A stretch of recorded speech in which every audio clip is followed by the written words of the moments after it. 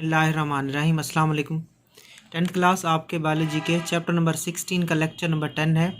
और बेटा आपका आज का टॉपिक है कंजर्वेशन ऑफ नेचर, फितरत या कुदरत का तहफ़्फ़ुज़। सबसे पहले हम इसकी तारीफ़ करते हैं कि कंजर्वेशन ऑफ नेचर से क्या मुराद है। कंजर्वेशन ऑफ नेचुरल रिसोर्सेज, ठीक है, कुदरती वसाइल का तहफ़्फ़ुज़। कुदरती वसाइल का तहफ़्फ़ुज़, इसे ही आप कहते हो कुदरत का तहफ़्फ़ुज़। So conservation of nature mean the conservation of natural resources. अब जो नेचुरल रिसोर्सेज होते हैं वो बेटा क्या क्या हो सकते हैं। हम जो खुराक खाते हैं वो भी एक नेचुरल रिसोर्स है। पेट्रोल हो गया, कोयला हो गया, उसके बाद पानी, हवा, ये सारे कुदरती ज़राए हैं, कुदरती वसाइल हैं। और इनका तहफ़्फ़ुज़ क्या कहलाता है? कंजर्वेशन ऑफ नेचर कहलाता है।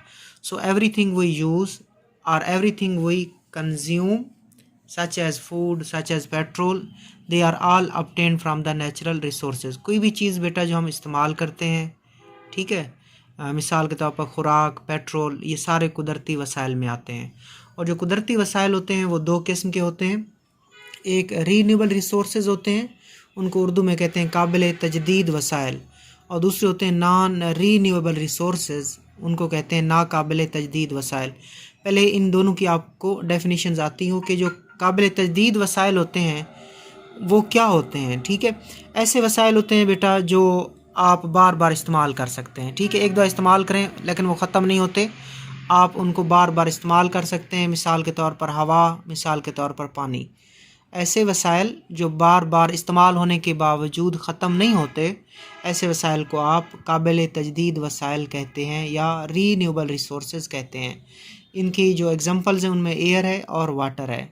आपकी बुक में सिर्फ एयर है तो आपने हवा या एयर काबिल तजदीद वसाइल में लिखना है। और आपकी बुक में लिखा हुआ है दे आर रिप्रोड्यूस्ड ईज़िली।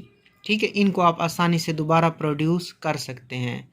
ठीक, और जो नाकाबिल तजदीद वसाइल होते हैं इनको आप जब एक दफ़ा इस्तेमाल कर लेते हैं तो ये ख़त्म हो जाते हैं, दोबारा आप इनको इस्तेमाल नहीं कर सकते। और इनके एग्जांपल्स में आती हैं मिनरल्स, मादनियात और फॉसिल फ्यूल्स। ठीक है, फॉसिल फ्यूल में कोल, ऑयल और नेचुरल गैस आ जाती हैं।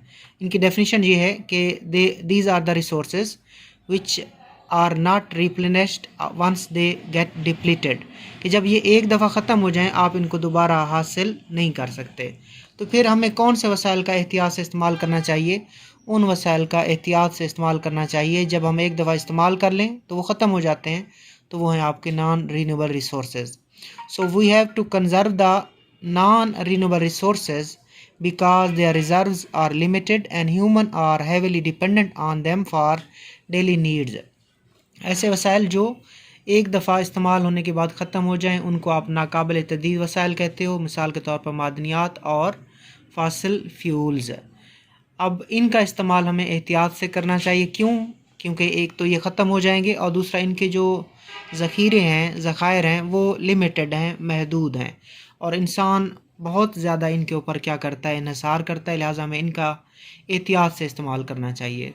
लेकिन जो काबिल तजदीद वसाइल होते हैं वो आप बार बार इस्तेमाल कर सकते हो, लेकिन फिर भी हमें उनका भी इस्तेमाल जो है वो क्या करना चाहिए, इंसाफ के साथ करना चाहिए। ठीक है, so renewable resources they to have to be used judiciously, कि इनका भी हमें जुडिशियसली इस्तेमाल करना चाहिए, इंसाफ के साथ इनका इस्तेमाल करना चाहिए। To ensure sustainable use of resources in our environment we act upon the principle of the 3R। अगर आप चाहते हैं कि आपके जो वसाइल हैं कभी ख़त्म ना हो और आपको हर टाइम मिलते रहें, हर वक्त आपके लिए दस्तयाब रहें, तो हमें एक असूल के ऊपर काम करना चाहिए बच्चों। और उस असूल का नाम है 3R का असूल। उसमें 3R यूज़ होते हैं। एक जो पहला आर होता है वो है रिड्यूस, दूसरा है रीयूज़ और तीसरा आर है रीसाइकल। सो अगर आपने सस्टेनेबल रिसोर्सेज रखने अपने इन्वायरमेंट में तो हमें कौन सा प्रिंसिपल इख्तियार करना पड़ेगा? द 3R या R3 भी इसको बोलते हैं, इसको हमने फॉलो करना है। और उसमें पहला R1 जो है वो MCQ आएगा, वो होता है रिड्यूस। R2 जो होता है बेटा वो होता है रीयूज़, और R3 जो होता है वो होता है रीसाइकल। तो सबसे पहले हम देखते हैं the R1 which is reduce. इसका मतलब है कि हमने जो कुदरती वसाइल का इस्तेमाल करना है उस इस्तेमाल को थोड़ा कम करना है। तो देखते हैं इस R1 असूल को, रिड्यूस वाले असूल को। We should use the natural resources less, हमें जो कुदरती वसाइल हैं उनका इस्तेमाल कम करना चाहिए।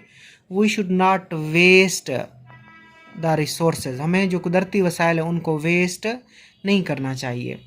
Use this principle at different places in our daily lives, हमें अपनी रोज़मर्रा ज़िंदगी में इस असूल को मुख्तलिफ़ जगहों पे हमने इस्तेमाल करना होता है। घरों में इस्तेमाल कर सकते हैं, अपने ऑफिस में इस्तेमाल कर सकते हैं, अपने स्कूल्स में इस्तेमाल कर सकते हैं, अपनी फैक्ट्रीज़ में इस्तेमाल कर सकते हैं।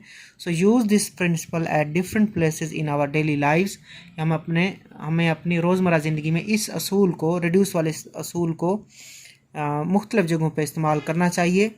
वो क्या इस्तेमाल है? पहला इस्तेमाल ये है कि we should not waste water and electricity, हमें पानी और बिजली को ज़ाया नहीं करना चाहिए। Turn off the tap when not in use, जब टैप का पानी, नलके का पानी बेटा जब आपके इस्तेमाल में ना हो तो हमें उसको क्या करना चाहिए? बंद करना चाहिए। We should bath with a bucket instead of a shower, हमें बाल्टी के पानी से नहाना चाहिए बनिस्बत शावर से। Light off fans and we should light, हमें जो मतलब we should turn off the light and fans when they are not in use, कि जब हम लाइट को या पंखों को इस्तेमाल नहीं कर रहे होते, लाइक हम कमरे में नहीं हैं, तो जब हम कमरे में ना हो तो हमें अपनी लाइट्स और जो फैंस होते हैं उनको ऑफ़ कर देना चाहिए। तो ये आपका असूल था बेटा R1, और इसी को कंटिन्यू करके आगे देखते हैं कि we should take public transport like buses, तो हमें ज़्यादातर पब्लिक ट्रांसपोर्ट का इस्तेमाल करना चाहिए जिसमें बसेस वगैरह चलती हैं, या walk short distances instead of using motor fuel, कि अपनी गाड़ी की बजाय जो छोटे फासले हों, थोड़े फासले हों, वो हमें पैदल चल के तय करने चाहिए। We should not waste food and should give unused food to the poor people. ठीक है बेटा, तो हमें जो खुराक होती है हमें उसको ज़ाया नहीं करना चाहिए, और जो खुराक हमसे बच जाए हमें चाहिए कि हम इस खुराक को गरीब लोगों को दे दें। अब चलते हैं दूसरे असूल की तरफ जो कि है R2 या रीयूज़, दोबारा इस्तेमाल करना। Use things again and again, हमें चीज़ों का दोबारा इस्तेमाल करना चाहिए। We should not throw away material such as glass containers, plastic bags, paper, clothes etcetera. तो हमें मुख्तलिफ़ मटेरियल जो होते हैं हम एक दो इस्तेमाल करते हैं और उनको फेंक देते हैं, तो हमें उन चीज़ों को नहीं फेंकना चाहिए। किन किन चीज़ों को हमें नहीं फेंकना चाहिए? जो ग्लास कंटेनर होते हैं, ठीक है, ग्लास के बर्तन होते हैं, उसके बाद प्लास्टिक के बैग्स होते हैं, प्लास्टिक के थैले होते हैं, इसी तरह कागज़, इसी तरह कपड़े, ये जब हम एक दफ़ा इस्तेमाल करें तो हमें इनको फेंक नहीं देना चाहिए। तो क्या करना चाहिए फिर? Those should be reused at domestic level rather than being thrown, तो हमें चाहिए कि इनको फेंकने की बजाय अपने घर में दोबारा इस्तेमाल करें। इससे एक तो हमारी बचत होगी कि हम उस चीज़ को क्या करेंगे, बार बार इस्तेमाल करेंगे, इससे आलूदगी भी कम होगी। ठीक है, सो इसका R2 का एक फ़ायदा आपने लिखना है, MCQs में आएगा। It also reduces solid waste pollution, तो कौन से R से जो सॉलिड वेस्ट की पोल्यूशन है, आलूदगी है, वो कम होती है? आपने कहना है रीयूज़ के असूल से। अब चलते हैं थर्ड प्रिंसिपल की तरफ जो कि R3, जिसको रीसाइकल कहते हैं, चीज़ों को रीसाइकल कर देना। मुख्तलिफ़ किस्म के मटेरियल होते हैं बच्चों, इसमें पेपर, प्लास्टिक और ग्लास, ठीक है, तो इनको क्या करना चाहिए? दे कैन बी रिसाइकल्ड, इनको आप रिसाइकल कर सकते हो। So the material, the different material such as paper, plastic, glass, they can be recycled. इससे क्या होगा?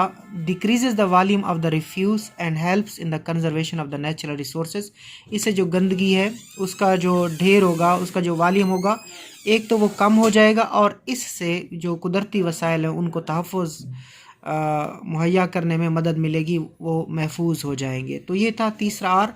तो बच्चों ये 3 R के असूल चल रहे थे पहले, अब एक इसमें R4 भी इस्तेमाल किया जा रहा है, रीफॉरेस्ट।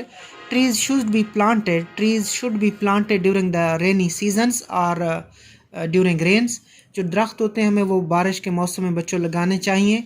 अब जो दरख्त होंगे वो क्या करेंगे? वो हमारे माहौल को कूल करेंगे, शेडी बनाएंगे और ग्रीन बनाएंगे। सो ये R4 प्रिंसिपल है, उसको कहते हैं रीफॉरेस्ट। पहला बच्चों R1 क्या था? R1 था रीड्यूस, R2 होता है रीयूज़, और R3 होता है रीसाइकल, और जो R4 होता है उसका मतलब होता है रीफॉरेस्ट, यानी कि दोबारा जंगल लगाना। ओके बेटा, आखिरी असूल जो है अब उसमें ऐड किया गया। पहले 3 R का असूल था, अब एक चौथा आर भी उसमें ऐड हो गया जो कि है रीफॉरेस्ट। सो R4 मीन्स रीफॉरेस्ट। रीफॉरेस्ट का मतलब होता है बेटा अगर किसी जगह से आपने दरख्त काटे हैं तो वहाँ पे दोबारा दरख्त लगाना, दरख्तों को उगाना, ये रीफॉरेस्टेशन कहलाता है। Trees should be planted during the rains, बारिश के मौसम में दरख्त लगाने चाहिए। और उसके बाद जो दरख्त होंगे वो हमारे माहौल को क्या करते हैं, ठंडा करते हैं, सायादार करते हैं और सब्ज़ बनाते हैं। ठीक है, so we can add R4 and R4 mean reforest. Trees should be planted during the rains. Trees make our environment more cool, shady and green. अब एक इंफॉर्मेशन है, MCQs भी है बेटा, कि recycling of 1 ton of the paper can save 17 trees. कि अगर आप 1 टन पेपर की रिसाइकलिंग कर दें तो आप उससे 17 दरख्त बचा सकते हैं।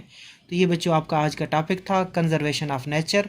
और ये एक लॉन्ग क्वेश्चन अक्सर आता है, और अगर लॉन्ग क्वेश्चन नहीं आएगा तो इसमें से मुख्तलिफ जो असूल हैं, R1 क्या है, R2 क्या है, R3 क्या है या R4 क्या है, ये शॉर्ट क्वेश्चन आ सकते हैं। और ये वाली इन्फॉर्मेशन कि recycling of 1 ton paper can save 17 trees, के 1 टन कागज़ की रिसाइकलिंग से आप 17 दरख्त महफूज बना सकते हैं। ये MCQs में आएगा। अल्लाह हाफिज़।